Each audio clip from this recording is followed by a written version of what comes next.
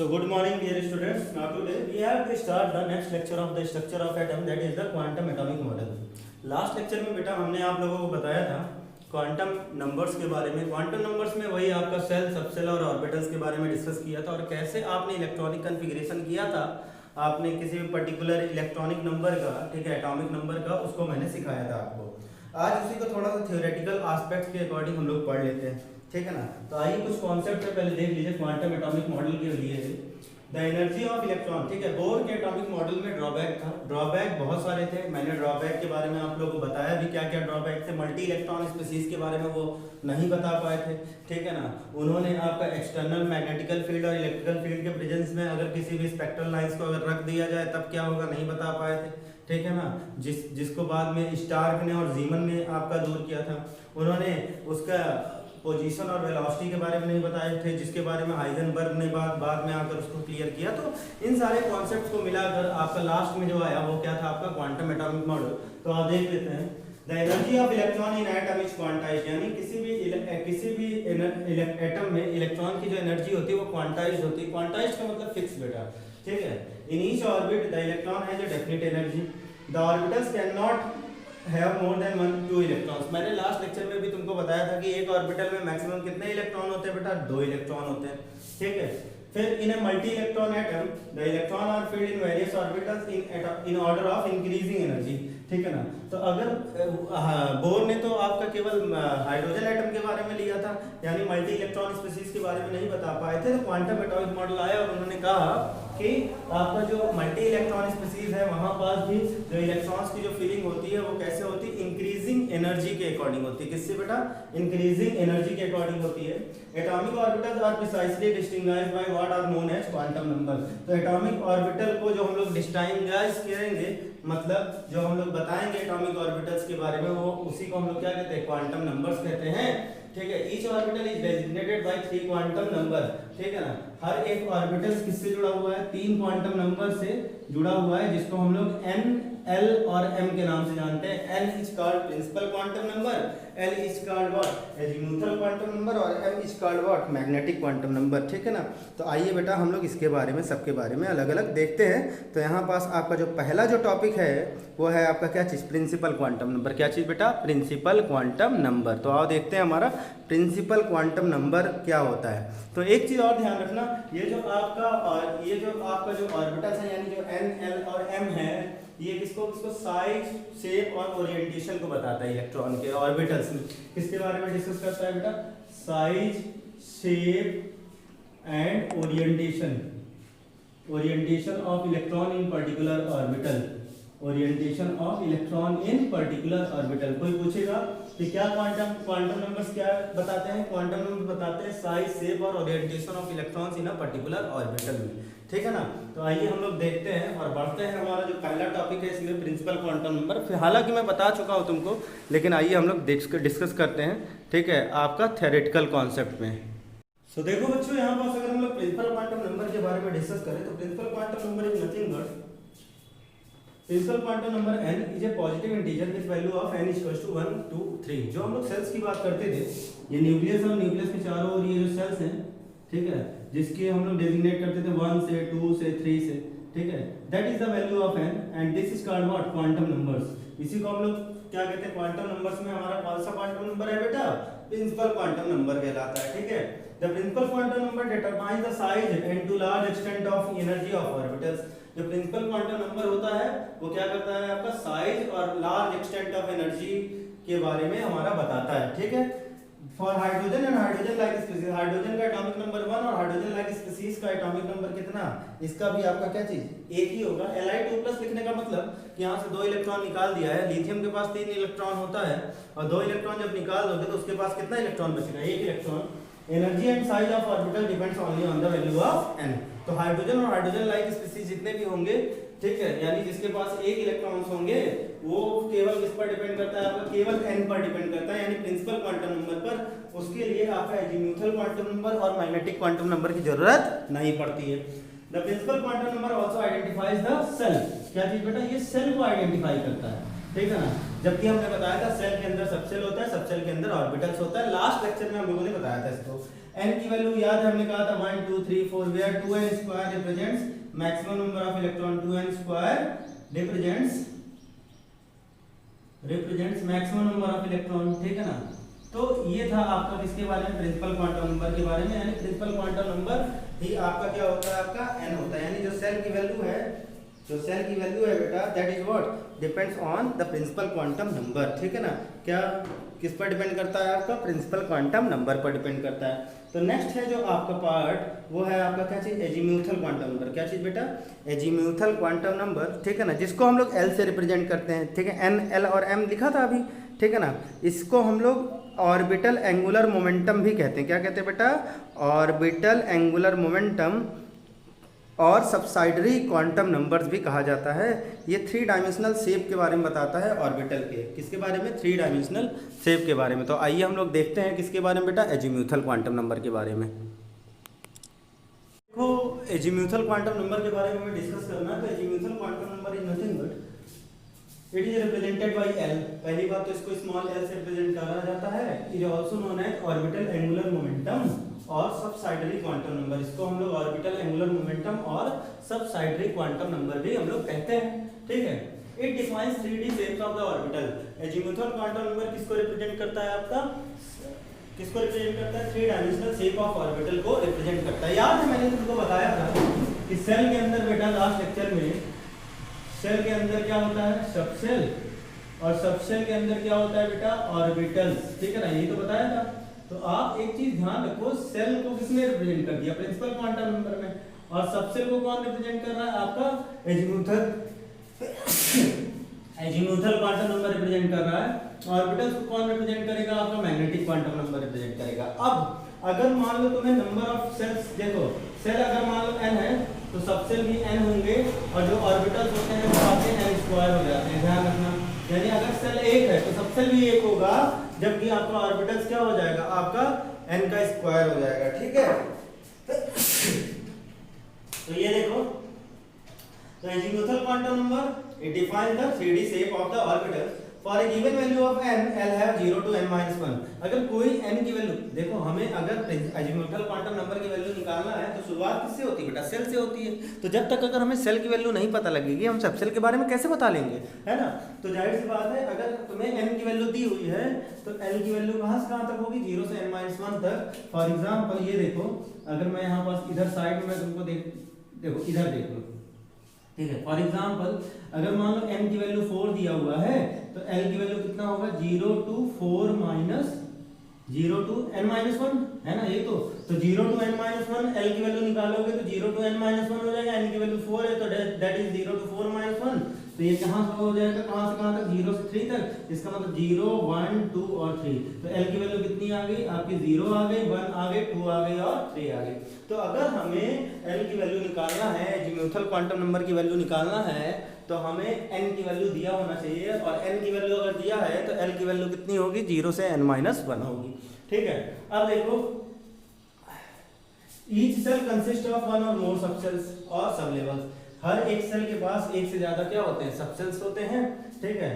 The number of subshells in a principal quantum number is equal to the value of n। मैं वही बोल रहा था, जो आपके सबसेल्स होंगे वो आपके सेल के संख्या के क्या होंगे, बराबर होंगे। यानी जितने आपके सेल होंगे उतने क्या होते हैं, सबसेल होते हैं। जबकि ऑर्बिटल्स आपका क्या होता है, n स्क्वायर हो जाता है। ये कॉन्सेप्ट बेटा आपका कॉम्पिटिटिव एग्जाम्स में इस्तेमाल करना है आपको। तो each subshell is assigned as azimuthal quantum number. तो जो जितने भी आपके सबसेल्स हैं उनको कैसे असाइन किया जाता है, आपका एजीम्यूथल क्वांटम नंबर से असाइन किया जाता है, ठीक है। अगर हम लोग यहाँ पास एजीम्यूथल क्वांटम नंबर की बात करें दैट इज l, तो वैल्यू ऑफ l कहाँ से कहाँ हो सकती है, 0 हो सकती है, 1 हो सकती है, 2 हो सकती है, 3 हो सकती है। तो उसका जो नोटेशन होता है, 0 को हम लोग s से रिप्रेजेंट करते हैं, 1 को p से, 2 को d से, 3 को f से, ठीक है, 4 को g से, ठीक है। और उसके बाद h i j k l हम बताए थे आपको, ठीक है, लास्ट लेक्चर में, ठीक है। तो आओ देखते हैं बेटा, अब इसका कॉन्सेप्ट थोड़ा सा, ये देखो इसको मैं मिटा रहा हूँ, ठीक है। तो लेट अस सपोज तुम्हें n की वैल्यू कितना दिया हुआ है, n की वैल्यू 1 दिया हुआ है। क्या दिया हुआ बेटा, n की वैल्यू 1 दिया हुआ है। तो अगर n की वैल्यू 1 दिया हुआ है तो l कितना हो जाएगा, l होगा 0 to n - 1, सही है ना। तो ये कितना हो जाएगा, 0 to, भाई n की वैल्यू 1 रखोगे तो 0 से 0 आएगा, यानी 0, ठीक है। तो n की वैल्यू कितनी है बेटा, 1, एल की वैल्यू कितनी है 0, और 0 किससे रिप्रेजेंट होता है आपका s से, तो यानी यहाँ पास कौन सा ऑर्बिटल इस्तेमाल हो रहा है 1s ऑर्बिटल इस्तेमाल हो रहा है। कौन सा ऑर्बिटल इस्तेमाल हो रहा है बेटा 1s ऑर्बिटल इस्तेमाल हो रहा है। अब देखो अगर मान लो n की वैल्यू 2 है, n की वैल्यू 2 है तो l क्या हो सकता है, l 0 से n-1, सही है ना, तो l की वैल्यू 0 से n-1, तो 0 से n-1 यानी n-1 यानी 2-1 कितना हो जाएगा 1, तो 0 और 1, ठीक है, यानी इसके लिए क्या रिप्रेजेंट करते हैं, ये 2 यहाँ आया, यहाँ पर भी 2 लिख दो। 0 किससे रिप्रेजेंट करते हो s से, और 1 किससे रिप्रेजेंट करते हो आप p से, तो 2s और 2p ऑर्बिटल इस्तेमाल हो रहा है, ठीक है। और एग्जांपल देखो, जैसे let us suppose n equals to आपका 4 है, n इक्वल्स टू 4 है, तो यानी l की वैल्यू अगर निकालोगे तो l की वैल्यू क्या होती है, l की वैल्यू होती है 0 से n-1, तो यहाँ पास 0 होगी, 1 होगी, 2 होगी और 1 हो जाएगी, कितनी 3 हो जाएगी, ठीक है ना। तो अब देखो यहाँ पास ये क्या है 4s, क्या चीज, ये देखो 4s बाई 4 और 0s 4, और 1 किसको रिप्रेजेंट करता है p को, तो 4p, यहाँ पास कितना 4d और यहाँ पास कितना आपका 4f, ठीक है ना। तो यानी यहाँ पास कौन कौन से ऑर्बिटल इस्तेमाल हो रहे हैं 4s 4p 4d और 4f ऑर्बिटल्स यहाँ पास इस्तेमाल हो रहे हैं, ठीक है ना। तो इस तरह से बेटा हम लोगों ने सीखा किसके बारे में, एजीम्यूथल क्वांटम नंबर के बारे में।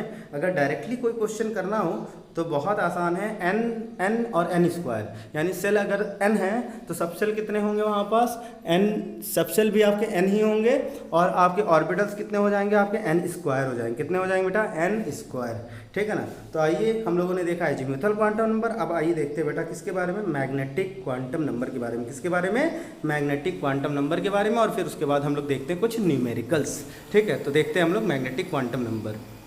तो देखिए बेटा अगर हम लोग नेक्स्ट टॉपिक जो मैग्नेटिक ऑर्बिटल क्वांटम नंबर है, इसको किससे रिप्रेजेंट करते हैं, m से रिप्रेजेंट करते हैं। It gives the information about the spatial orientation of the orbital with respect to the set of coordinate axis, that is कि आपका जो पर्टिकुलर इलेक्ट्रॉन पर्टिकुलर ऑर्बिटल में रखा हुआ है वो क्लॉकवाइज घूमेगा कि एंटी क्लॉकवाइज घूमेगा। ओरिएंटेशन ऑफ इलेक्ट्रॉन्स के बारे में आपका ये बताता है। For any subshell l value of m is -l2 +l, यानी अगर हमने तुमसे कहा कि अगर हमारे पास सेल के अंदर क्या है, सबसेल है, और सबसेल के अंदर क्या है आपका ऑर्बिटल्स है, तो यहाँ पास अब हम किसके बारे में पढ़े हैं, ऑर्बिटल्स के बारे में, m के बारे में। यहाँ पास ये क्या था n था और ये क्या था l था, तो अगर हमें l की वैल्यू पता करनी था तो हमारे पास n होना चाहिए, और अगर हमें m की वैल्यू पता करना है तो हमारे पास क्या होना चाहिए, l होना चाहिए। तो अगर m की वैल्यू निकालना है तो जो भी आपकी l की वैल्यू दी रहेगी, m की वैल्यू निकालने के लिए हम लोग -l से +l लगा देंगे। फॉर एग्जाम्पल ये देखो,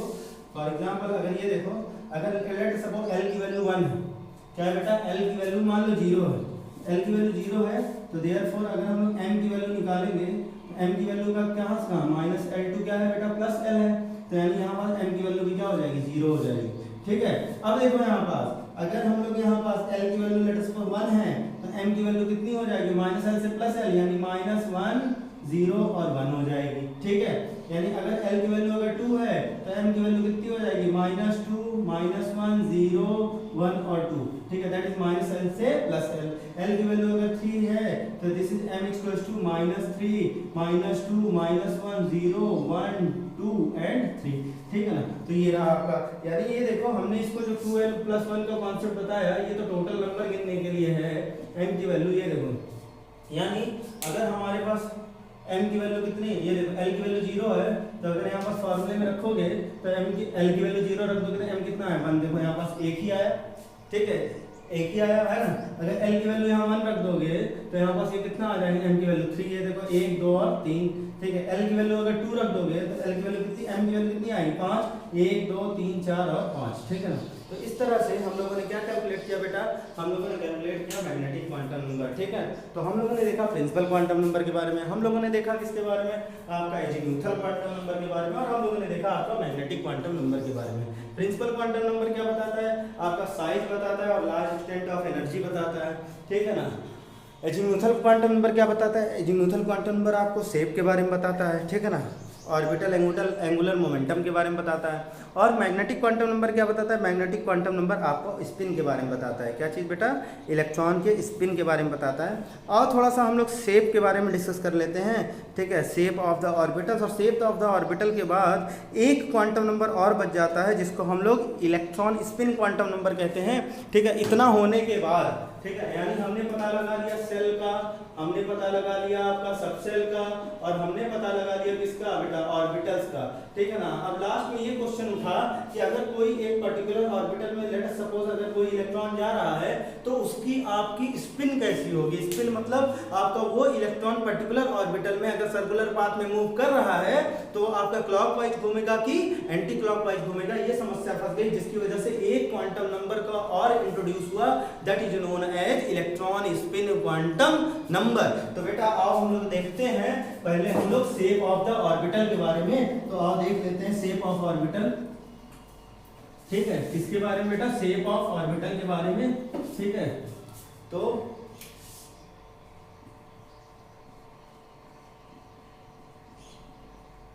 हम लोग बात करने जा रहे हैं शेप ऑफ ऑर्बिटल्स के बारे में। तो बेटा शेप ऑफ ऑर्बिटल्स की बात करेंगे तो एस का जो शेप होता है वो कैसा होता है आपका, स्फेरिकल होता है। एस जो होता है, एस का शेप कैसा होता है, स्फेरिकल होता है। तो यानी अगर हम लोग एस के शेप की बात करें, एस के शेप की बात करें तो एस का शेप कैसा होता है, स्फेरिकल।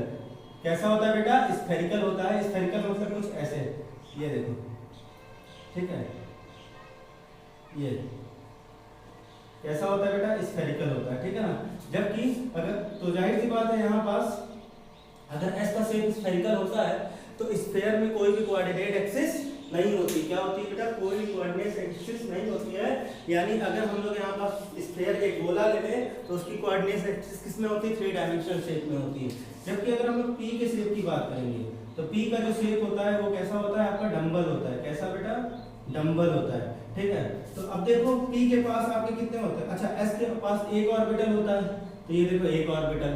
ठीक है, जो कि कैसा होता है, स्फेरिकल होता है। पी के पास याद है हमने कहा था पी में नंबर ऑफ ऑर्बिटल निकालने हैं, तो जो भी इसके मैक्सिमम नंबर ऑफ इलेक्ट्रॉन है उसको आप किससे डिवाइड कर दो, 2 से डिवाइड कर दो। तो पी के पास मैक्सिमम नंबर ऑफ इलेक्ट्रॉन याद है, हमने कुछ ऐसे बताया था, ये देखो S था, P था, D था और F था। S के पास आपका मैक्सिमम नंबर ऑफ इलेक्ट्रॉन 2 था, P के पास 6 था, D के पास 10 था और F के पास 14 था। तो अगर हमें ऑर्बिटल्स निकालना था तो 2 से डिवाइड कर देना था। हमने कहा था मैक्सिमम नंबर ऑफ इलेक्ट्रॉन अगर S में 2 है, बाकी में 4 बढ़ाते चले जाओ तो तुम्हें आपके मैक्सिमम नंबर ऑफ इलेक्ट्रॉन मिल जाएंगे। और ऑर्बिटल्स निकालना है तो 1 से डिवाइड कर दो। एक ऑर्बिटल, 3 ऑर्बिटल था, यहाँ पास कितना था आपका, 5 था। ठीक है, और यहाँ पास कितना था आपका बेटा, 7 था। ठीक है ना। तो यानी P के पास कितने ऑर्बिटल्स बेटा, P के पास आपके 3 ऑर्बिटल्स थे। तो अगली जाहिर बात है 3 ऑर्बिटल्स होंगे तो एक आपका x एक्सिस का ऑर्बिटल होगा, दूसरा आपका y एक्सिस का ऑर्बिटल होगा और तीसरा किसका होगा, आपका z एक्सिस का ऑर्बिटल होगा।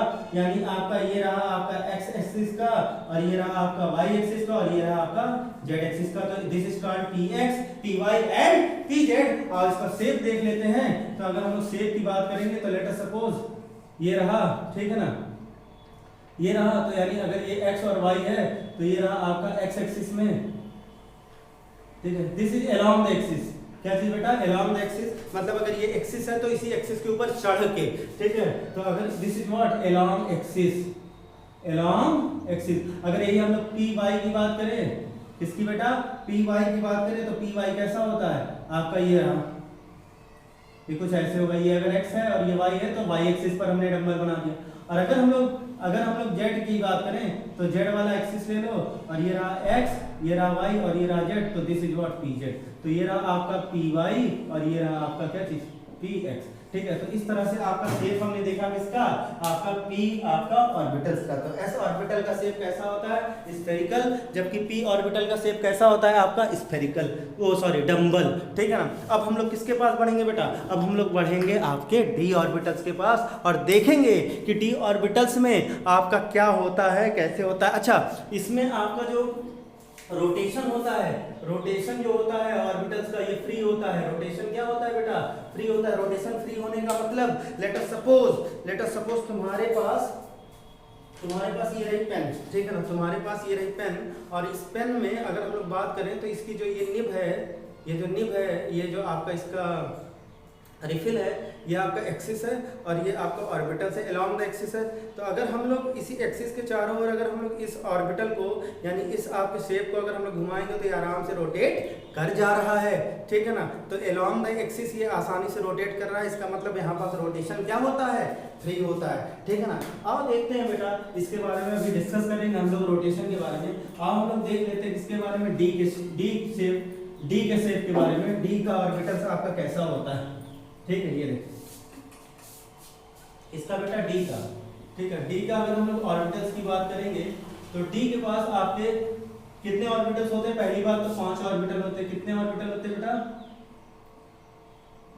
5 ऑर्बिटल होते हैं, ठीक है ना। अब इन 5 ऑर्बिटल में सबका अलग अलग नाम होता है। एक कहलाता है पी एक्स वाई, एक कहलाता है डी एक्स वाई, एक कहलाता है डी वाई जेड, एक कहलाता है डी जेड एक्स, एक कहलाता है आपका d x square minus Y square और एक कहलाता है आपका डी जेड स्क्वायर। तो ये रहे आपके 5 ऑर्बिटल्स किसके, डी के, और ये रहे उनके नाम। अगर हम लोग यहाँ पास बात करेंगे कि डी का आपका जो शेप होता है वो कैसा होता है, तो डी का शेप आपका बेटा डबल डम्बल्ड होता है। कैसा होता है, डबल डम्बल, ठीक है। तो डबल डम्बल कैसे, आप ये देख लो, लेट अस सपोज यहाँ पास ये रहा, ये पहला मैं लगाने जा रहा हूँ, ठीक है। ये रहा एक्स और ये रहा वाई, डी एक्स वाई बनाने जा रहा, तो डी एक्स वाई अगर मैं बनाऊं तो यहाँ पास ये देखो कुछ इस तरीके से, this is the double dumbbell से, ठीक है ना। अब यहाँ पास ये रहा आपका डी एक्स वाई। अब डी अगर हम लोग इसी तरह से डी अगर हम लोग जेड वाई जेड निकाल लें तो डी वाई जेड भी आपका कैसे होगा, ऐसे ही होगा। वाई और ये जेड एक्सिस ले लो तो यहाँ पास ये रहा आपका, ये देखो आप ये बिटवीन द मॉलिक्यूलर एक्सिस है, मॉलिक्यूलर एक्सिस ये रहे और इनके बीच में आपके डंबल है, ठीक है। अब इसी के बाद आप अगर डी जेड एक्स की बात करो, डी जेड एक्स की, तो डी जेड एक्स का आपका जो शेप होगा वो कैसा होगा, आपका जेड रहा, एक्स रहा और ये रहा डी जेड एक्स, ठीक है ना। तो एक आपको ये ऑर्बिटल, ये ऑर्बिटल, ये ऑर्बिटल, ठीक है ना। तो ये रहे आपके 3 ऑर्बिटल्स, ठीक है ना। बाकी बच रहा है क्या, d x square minus Y square और डी जेड स्क्वायर, और उसको भी देख लेते हैं। तो यहाँ पास कैसा शेप होता है बेटा, डबल डम्बल्ड होता है। कैसा शेप होता है, डबल डम्बल्ड होता है, ठीक है ना। तो यहाँ पास इसको मैं मिटा रहा हूँ, इसको नोट करिएगा और फिर देखिए आप क्या चीज, D x square minus Y square. तो D x square minus Y square की खासियत ये है कि ये आपका होता डबल डम्बल्ड है, लेकिन ये आपका अलोंग द मॉलिक्यूलर एक्सिस। देखो सामने d z square, d x square minus Y square, ये देखो सामने ये आपका क्या है, देखो होता डबल डम्बल है, लेकिन ये क्या होता है आपका अलोंग द एक्सिस रहता है, ठीक है ना। ये क्या होता है, अलोंग द एक्सिस होता है, जिसकी वजह से इसका रोटेशन क्या होता है, इसका रोटेशन फ्री होता है, जबकि बाकी जो तीनों थे उनका रोटेशन फ्रोजन हो जाता है। क्यों, क्योंकि वो अलोंग द एक्सिस नहीं होते। अगर हम लोग यहाँ पर डी जेड स्क्वायर की बात करेंगे तो ये देखो बेटा एस और पी को मिलाकर ये बनता है, ठीक है ना। तो एस ऑर्बिटल आपका स्फेरिकल, पी आपका क्या चीज़, डम्बल, दोनों को जब हमने मिलाया तो देखो कुछ इस तरह का आपका शेप आएगा, ठीक है ना। इस तरह के शेप आएंगे और ये आपका इस शेप को हम लोग क्या कहते हैं, डॉट नट, बेली बॉन्ड और बेबी सूथर भी कहते हैं, ठीक है। डॉट नट मतलब अखरोट, बेली बॉन्ड मतलब स्टमक जो एक्स्ट्रा निकला होता है, और बेबी सूथर का मतलब क्या होता है, चुसनी, जो आपका बच्चों को चुसनी दी जाती है, ठीक है ना। तो बेटा ठीक है, इस तरह से हम लोगों ने क्या देखा, आज शेप देखा, ठीक है ना। शेप देखा, साथ में आपका डिफरेंट क्वांटम नंबर्स के बारे में हम लोगों ने डिस्कस किया, ठीक है ना। अब नेक्स्ट क्लास में हम लोग नया टॉपिक जो एक इसमें एक क्वांटम नंबर जुड़ा हुआ है जिसको हम लोग इलेक्ट्रॉन स्पिन क्वांटम नंबर कहते हैं, ठीक है ना, उसके बारे में पढ़ेंगे, ठीक है ना। तो आज आप इतना देखिए, ठीक है ना। इसको नोट्स बनाइए अच्छे से, जहाँ पे डाउट हो तो ज़रूर पूछिए, ठीक है ना। चलिए मिलते हैं बेटा नेक्स्ट क्लास में। जय हिंद, वंदे मातरम।